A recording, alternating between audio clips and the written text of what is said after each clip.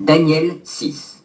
Et Darius de Mède, âgé d'environ 62 ans, accéda au pouvoir royal.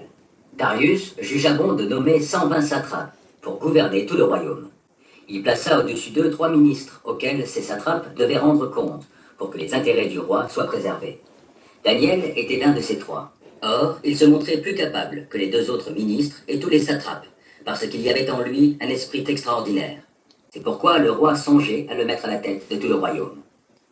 Alors les autres ministres et les satrapes se mirent à chercher un motif d'accusation contre lui dans sa manière d'administrer les affaires de l'Empire, mais ils ne purent découvrir aucun motif d'accusation, ni aucune faute, car il était fidèle, de sorte qu'on ne pouvait trouver en lui ni négligence ni faute.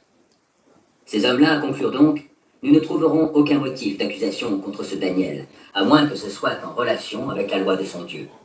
Alors ces ministres et ces satrapes se précipitèrent chez le roi et lui parlèrent ainsi: le roi Darius vive éternellement.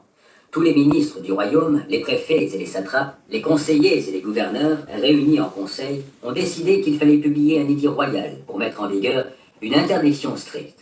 Selon cet édit, quiconque, pendant les 30 jours qui suivent, adressera une prière à quelque dieu ou quelque homme que ce soit, si ce n'est à toi, Majesté, sera jeté dans la fosse au lion.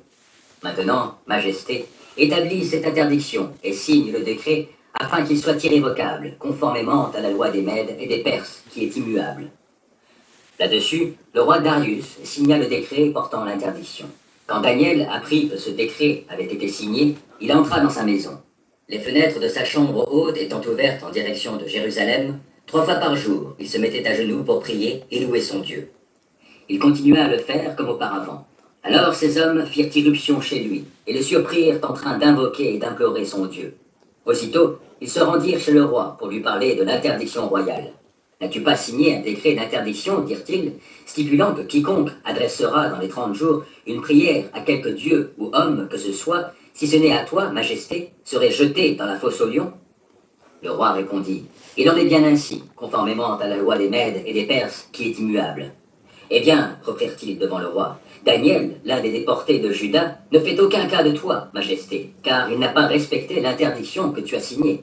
3 fois par jour, il fait sa prière. » Lorsque le roi entendit ces paroles, il fut vivement peiné, et il décida de délivrer Daniel. Jusqu'au coucher du soleil, il chercha à le sauver, mais ces hommes se rendirent ensemble chez le roi et lui dirent: « Sache, Majesté, que la loi des Mèdes et des Perses veut que toute interdiction et tout décret promulgué par le roi soit irrévocable. » Alors le roi ordonna d'emmener Daniel et de le jeter dans la fosse aux lions. Il s'adressa à Daniel et lui dit: « Puisse ton Dieu, que tu sers avec tant de persévérance, te délivrer lui-même. » On apporta une grosse pierre et on la mit devant l'entrée de la fosse. Le roi y apposa son sceau avec son anneau et ceux des hauts dignitaires, afin que rien ne puisse être changé aux dispositions prises à l'égard de Daniel. Après cela, le roi rentra dans son palais.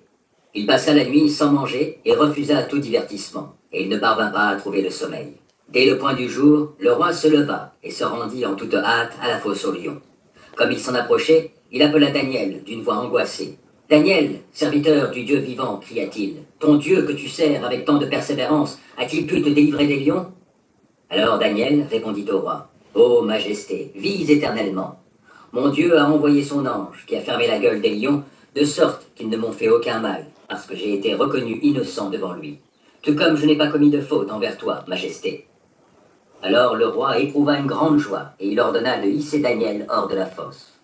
Daniel fut donc remonté de la fosse, et on ne trouva sur lui aucune blessure, parce qu'il avait eu confiance en son Dieu.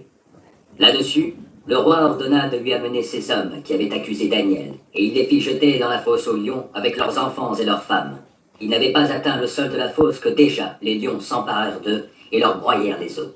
Alors le roi Darius écrivit aux gens de tous les peuples, de toutes les nations et de toutes langues qui habitent la terre entière: « Que votre paix soit grande.